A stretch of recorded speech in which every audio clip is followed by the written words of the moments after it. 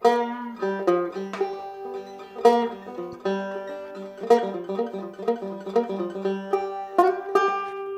to Flanagan's Ecologic. I am your host, Ted Flanagan, and this week we're going to be talking about community choice aggregation with Beth Vaughan. She's the executive director of the California Community Choice Association, what they call the voice of community choice. Really pleased to have Beth on the podcast today. Beth, welcome to the podcast. It's great to meet you. Thank you for having me. Glad to be here. Yeah, really pleased. And what is on, I've already introduced you as the executive director of the California Community Choice Association. What are you working on this week? What's hot right now? Wow, what isn't hot? You're going to hear the air conditioning running in the background. I think we're headed into another heat wave.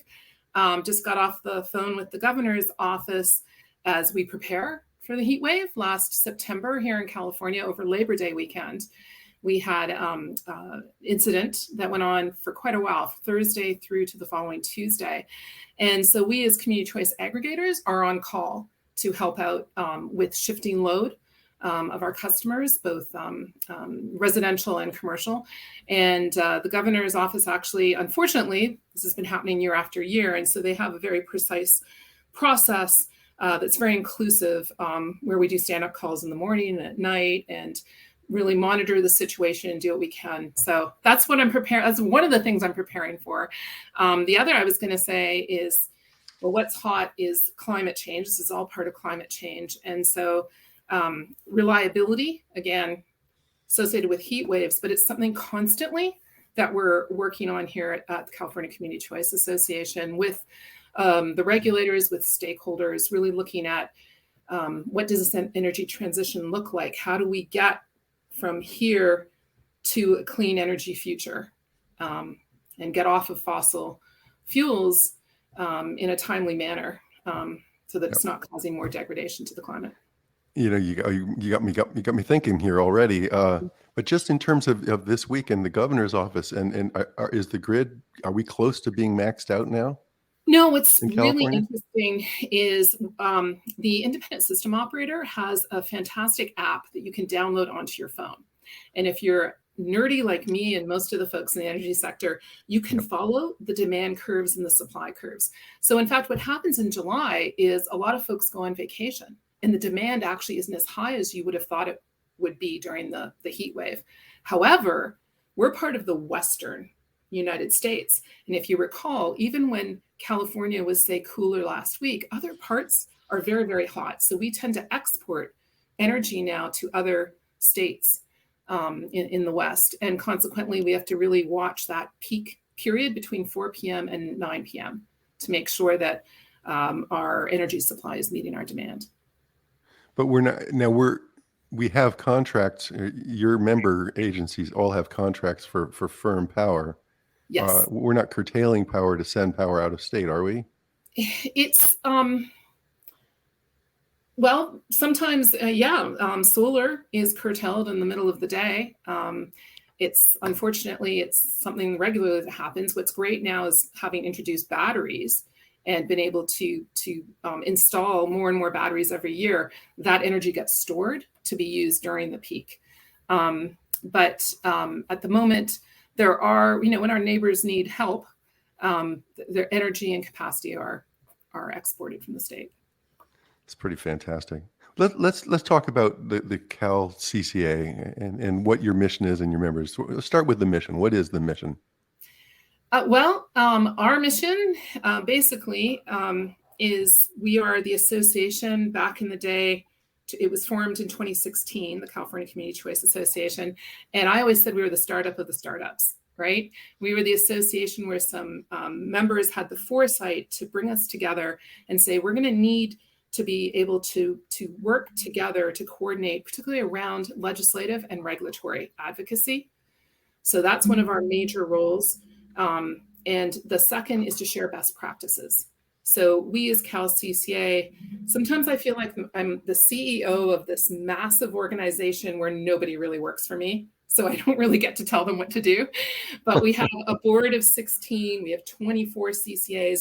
But below that, I have to tell you, I have 12 staff committees now Could be regulatory, legislative, marketing, procurement, general counsel, you name it. We've grown as they have grown. And in any one day, we have over 400 people touch the SharePoint that we operate to be able to access agendas and committee meetings and white papers that we pull together. We have these committees, and then we have tiger teams. And don't ask me why they're tigers. They all want to be tigers. But we'll work on some of these very complex issues facing the state and facing the CCAs. Yeah, that's really great. We've had Ted Bardicke on the podcast, and I had Karen Burns, also from San Diego, who's a dynamo. Is there a national association? I mean, CCAs are across the country, aren't they?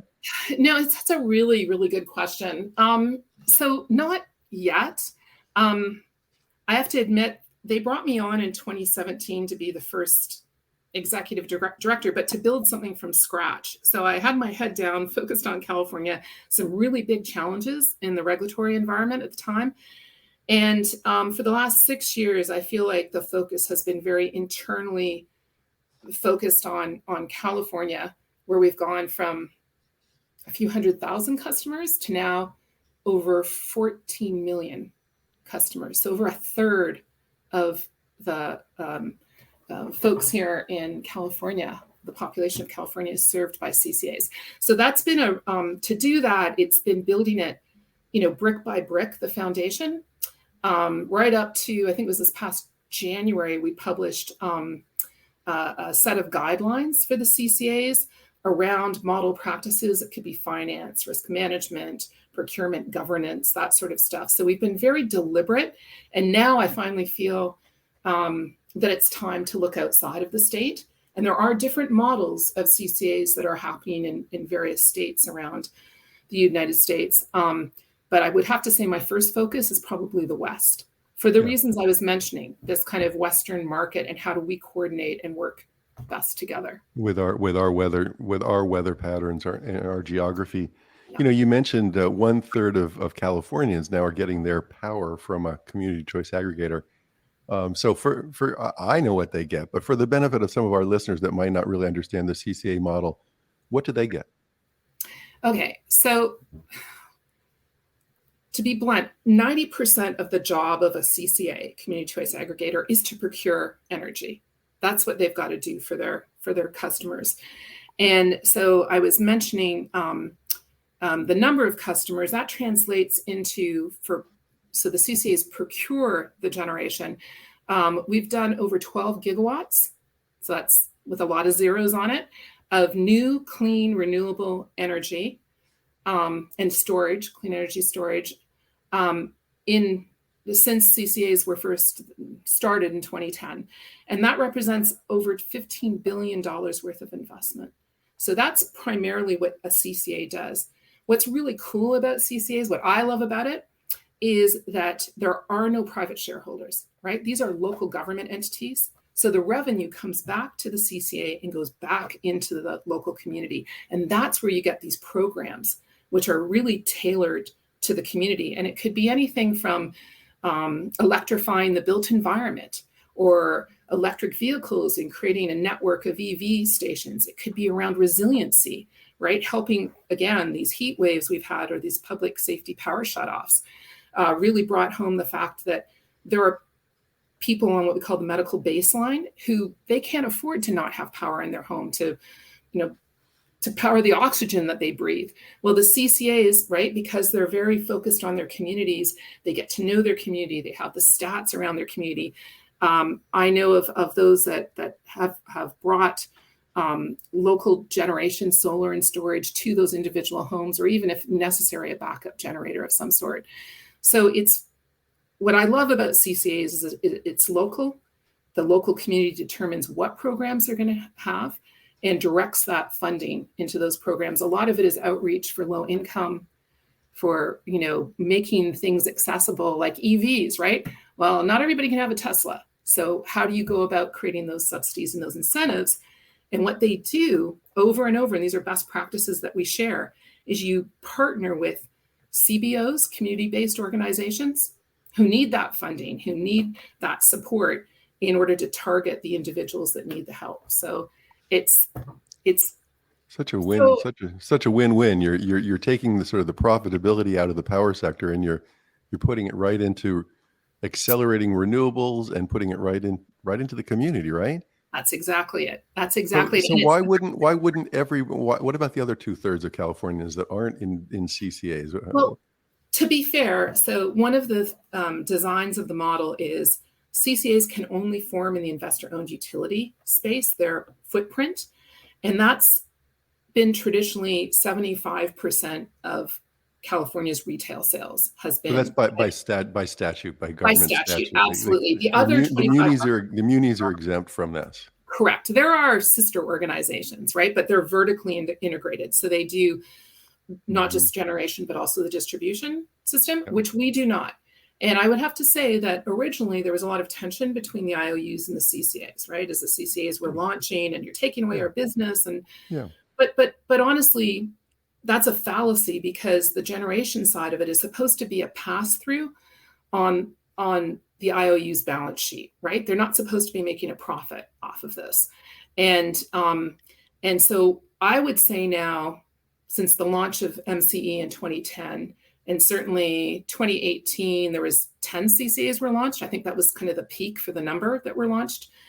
Now I see the IOUs as a partner, and I see a lot more partnerships where together the CCA, the IOU, it could be the direct access folks, it could be the Muni, it could be Silicon Valley Power down in the southern part here of the peninsula, along with PG&E, along with East Bay Community Energy or San Jose Clean Energy. They all get together and they'll do something together, like the EV network, right? It makes me think when you mention the IOU partnership, it makes me think that the CCAs have proven the model that if in fact generation is a pass through and it's intended to be, then why not do it with maximize renewables and maximize, this, like you said, this flow back to the community in the shape of resiliency programs and low income programs and life support, all that good stuff, right?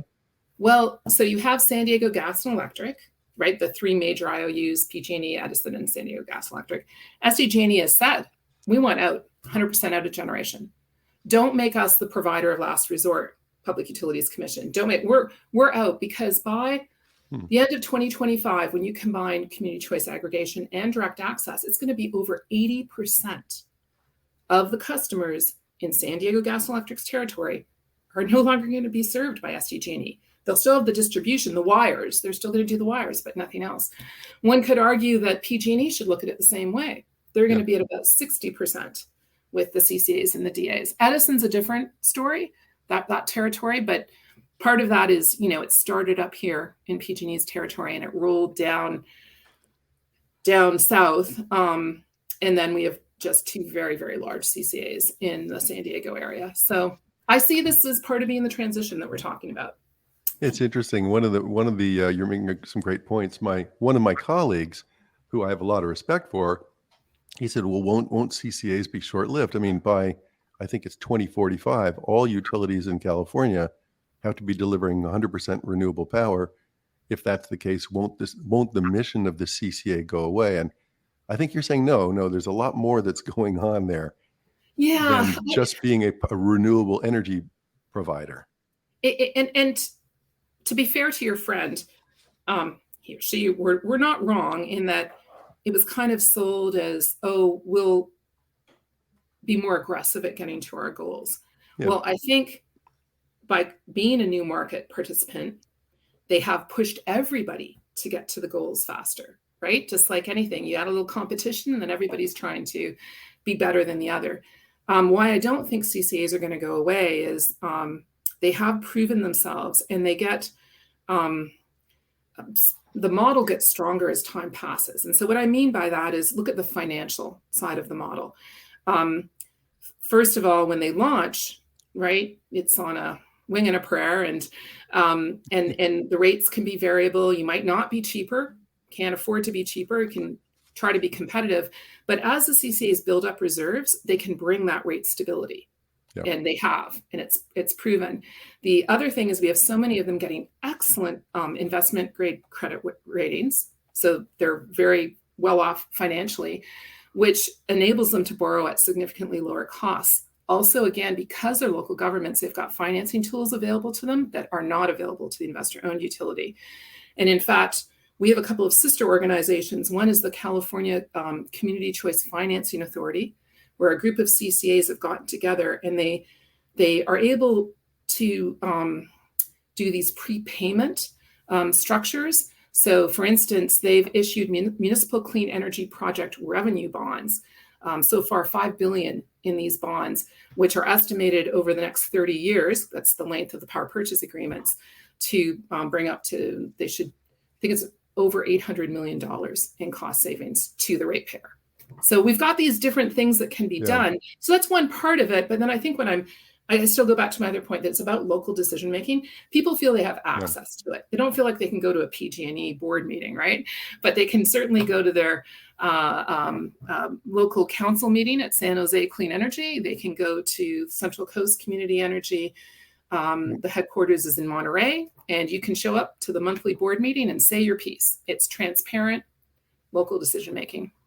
Yeah, and good point. And I guess that it just begs the question, what is the right scale? And maybe this is another thing that the CCAs in California have proven. You don't need to be PG&E sized or Edison sized to be able to get capital at the lowest interest rates. And in fact, in order to have that access, like you said, the local government, the local access, the people, is there an ideal scale? Now, there's 24, 25 CCAs in California. So I'm going to be very honest here. I don't get obsessed with the number. What I look at is the actual load. So yeah, 24, 25. If you're small, we have a structure. If you're a single city, as opposed to a joint powers authority, we have a model where you can be part of a larger JPA authority. We have another sister organization called the California Community Power Authority that does procurement together at scale, CC Power. And what's kind of cool about them is they try to go into emerging technologies. So like long duration storage, right? It's not your standard solar and storage. It's looking at new innovations around geothermal, that sort of thing. So we have that entity all set up and ready to go. But it's, so when I go back to the load, right? What we're seeing now is the last new CCA to launch was Epic last October. I'm trying to think what, Palmdale, sorry, the city of Palmdale. I don't see new ones next year. What I see are expansions. So what happens is a city or a county decides to join an existing CCA, and that's why the load keeps getting larger and larger. So are you saying that if a single city, is there a load threshold that you need to have in order to form a CCA?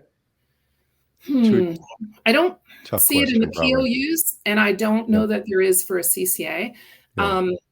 And as you said, they can always aggregate together with other, like the mini munis do or the micro munis do, I think, as well. There are, now that we're several years into it, like I said, we've built up that foundation.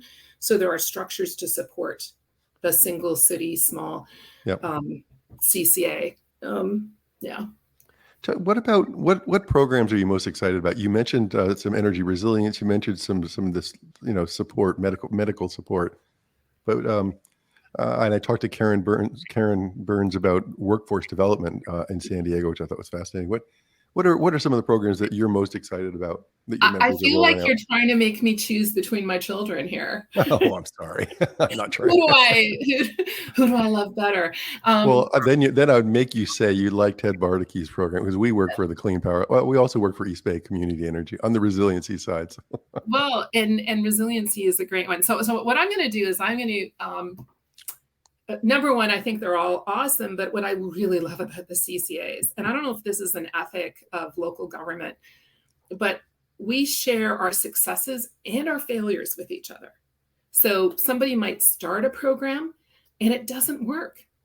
So let's share those results. We do green bag webinars internally regularly, a couple every month, with topics like that to share. Well, how did you do this? How did you get credit ratings? How did you start your EV program? Why don't you have the subsidy program anymore? Oh, it's because you were successful, or because it didn't actually target the right people. And so it's all, super interesting. What we've done on our website is we've created a page where we look at some of the different types of programs, which helps other CCAs get a flavor and a taste of what each other does. We highlighted in our quarterly newsletter. And then what we did this past year is we actually created the Community Impact Awards, and we had people submit under the headers of equity, decarbonization, and resiliency, the different projects that they had. And I'll tell you, I am never going to be a judge again, because it does force you to choose between your children, which is very unfair. But what came out for all of us is the top three. One was Peninsula Clean Energy, and it was around those outreach grants that I spoke of, because they really have become a template for other CCAs about how to work with community-based organizations. And all of these programs could quantify the difference that they'd made in a community and what they had actually done to ensure equity, right? Yep. To address decarb. So they won an award. Another one is Redwood Coast Energy Authority, who had for the CCAs one of the first microgrids for critical facilities, right? And if that's a great topic for one of your podcasts, get Matthew Marshall on here to talk about what they did. And it included the CCA owning for its first time some of that infrastructure around energy storage, for instance. And it's a great story to tell, because I remember back in 2018, in July of 2018, we went up there and we toured. We had a board meeting plus a procurement committee meeting, all sorts of stuff. And they put on a show for us. So we could go to a biomass facility. We could go learn what they were doing with offshore wind. Way back then, they already had a memorandum of understanding with some of the developers. Talked with the community. And in this instance, Lancaster, City of Lancaster folks came up, saw what was happening on the Rancheria, the Blue Lake microgrid there. Microgrid there, yeah. Took that idea, went home, said, why can't we do this? Let's go talk to the Energy Commission. Let's go get some grants. Let's go find some folks. So they did 2 microgrids for low income communities with 2 different types of technology. And so to me, that's what I love. So when you're asking me, that just story comes to mind because it really shows the ethic. It really shows what I think makes CCAs unique, and how it really is about enabling a community and a large community to move forward. The last one I'll mention then is Sonoma Clean Power was given the Impact Award for decarbonization, and that was to go with the Advanced Energy Center. And if you haven't been to the Advanced Energy Center in Santa Rosa, everyone should go. And what I would love, my vision is that every community, or at least every CCA, will have one of these energy centers in their community. It's right on the main street of Santa Rosa, right where they have the farmers market on a Saturday morning. You can walk in the doors and you can go from station to station and look at, what do I need for my home? How can I be more energy efficient?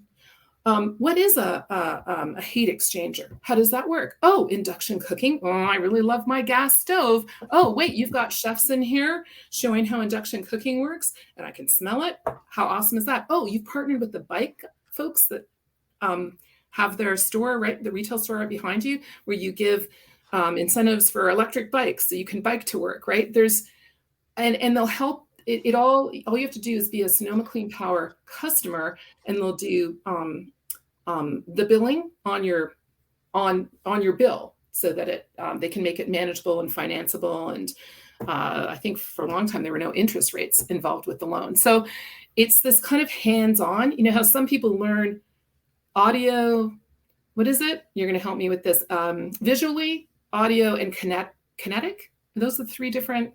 Forgotten the 3 different ways that we all learn. And with this one, you can put your hands on, you can touch it, you can feel it, you can talk to people, and you can check out the induction ovens with pots and pans to go home and play with yourself. So and interactive. To me, it really, really has brought it home. We've gone from theoretical. I mean, really, unless you've seen a contract for a power purchase agreement, it's very hard to conceptualize until they actually build the project, and you go out and you kick the tires and you say, oh, this is how it works. You're a great spokesperson. I love what you said. I love what you said about the camaraderie. I think that these CCAs are developing. They're these new organizations, and there's a camaraderie, like you said, the sharing of the program ideas. I also love what you said about a green bag webinar. I've never heard that term, but I might steal that. We've just got a few more minutes. It's always fun to talk about where people are coming from, where their background. So, born and raised in Guelph, Ontario, is that right? That is correct. You even say it Okay. correctly. Good for Do you. I? Do I? Early influencers. I mean, what were you doing as a kid?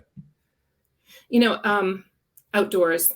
Outdoors. You are raised in Ontario, you're a canoeist, right? You go up canoeing in Algonquin Park, you become an environmentalist, even if you're a farmer, it's what you do. And my town of Guelph was a pilot for different types of initiatives like recycling. I remember growing up in the 70s having two clear bags. The blue one was for recyclables and the white one was for compost. And if you didn't get it right, they didn't pick up your garbage. So it goes way back. What took you to New Zealand? I'm fast forwarding a little bit. Did you Sure. do part? Go ahead. Yeah. So I was working for Agriculture Canada, and I could see my future, the 2.45 kids in the white picket fence. And I had a conversation with one of my professors at Queen's University in Kingston, who was from New Zealand, who'd worked in Nepal. He was a soil scientist. And he said, if I was going to go anywhere for graduate studies, I would go to New Zealand because there's so much there to study. So I applied, got in, and off I went on my world adventure. And what was your major then? So physical geography, I had worked hard in my undergrad to put together what is now, a degree at most universities where you combine science, economics, and people. So it's the combination of what is our impact on the natural environment and what is its impact on us, and how do we do it economically as well? What's the financial implications? And then it sounds like you stayed in New Zealand and you worked as a staff member for somebody in the New Zealand Parliament, and you were working on climate and energy issues. Is that? Exactly. So I went to New Zealand to do my 1-year master's degree, stayed for 13. I'm a citizen of New Zealand, but I was being funded by the largest government department in New Zealand, the Ministry of Works and Development, and it disappeared halfway through my thesis. The check kept coming every month, but they were gone. And so you just met me. I asked a lot of questions, and it led to this amazing reform they were doing of all of the government of New Zealand. And then on top of that, they reformed the legislation that governs. So I was working on the Resource Management Act of 1991. And during that time, what we did is repealed over 200 acts of parliament and amended many, many others. And the whole purpose of the act, and it was way ahead of its time, was the sustainable management of the natural and physical resources, and physical is defined as including the built environment. It was a bipartisan effort. I was there as the advisor of the implementation of the act. And with that, then kind of went out on the world stage to talk about it. So to the United Nations Earth Summit in 1992 with the Minister for the Environment, to talk about how we were implementing this and this different way of looking at things, including the one thing I love about New Zealand is the Indigenous people. So we incorporated into the act the principles of the Treaty of Waitangi. So, they have a closeness with the natural resources and a spiritual way about them. And that was very much a part of my job, was interacting. Took Maori languages, the whole bit. Really? Maori. Okay. I've been there. I visited. It was fascinating. What brought you back to, not back to Canada. You came to, I think, California next? I am married an American, much to my mother's chagrin. No. I met my husband there. He worked for Air New Zealand. And eventually my boys were born there. I have twin boys. And we hit a point where part of the Air New Zealand was selling the part of the company that he worked for. And we had this big conversation, we needed to come back, look after family, aging parents, and said, we'll just come back for 4 years and then we'll go back to New Zealand because we love it here. And of course, that's not what happened. So I have been here now for over 20 years. It sounds like a lot of that was working for BV Consulting. Yes, all right. I don't know if I want you to put this on the podcast, but honestly, I came back and I've never encountered something where you have at will employment. I thought that was crazy. You don't have that in Canada. You don't have it in New Zealand. And I thought, I'll all right, then I'll just work for myself. And so I started my consulting company, and I focused on public policy in all different areas. And I worked with nonprofits, private sector, public sector, did work for various agencies in Sacramento. And a lot of it was focused on climate change, energy, water, but I also did work in the areas of goods movement and transportation, and also IT. It's a weird, I got into a project on sustainability indicators for California and then for the feds.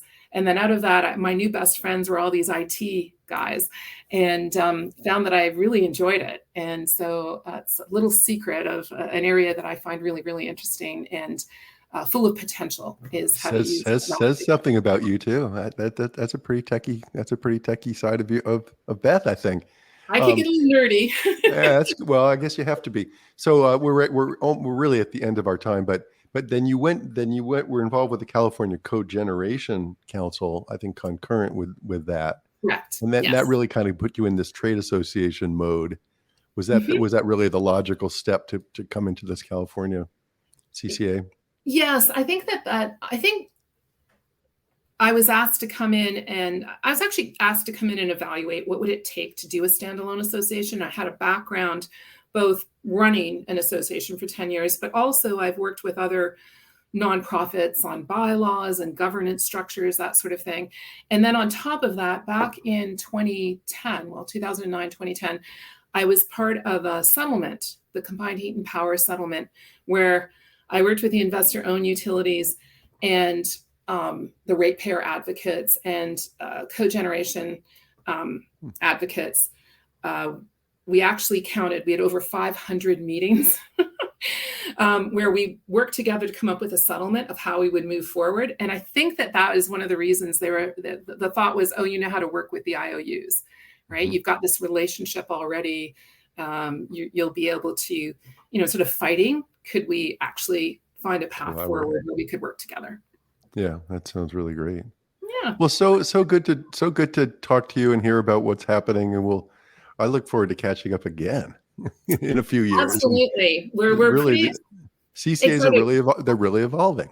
Well, we're growing, and probably the next thing, I know I said my focus is on climate, but my focus is always also on hiring. So I'm doing a little pitch that we're going to be hiring about 5 new staff in the next couple of months, and there's just so much more to be done. It's super exciting. So yes, we'll have to have you, Ted, come to one of our events. We had in-person conference last May with over 600 people attended. I had a staff person that attended it and said it sounded like it was just fantastic. It made me really want to go to I want to go to the next one. It's, not only did the CCAs have that sense of collaboration and working together, but they like to party together too. So I got that. I got that. Please come. All right. That's good way to end. Cheers. Thanks so much. Thanks for being part of the podcast. Thank you very much. And we'll talk again soon. That's it. Thanks for listening to Flanagan's Ecologic. We'll see you next time.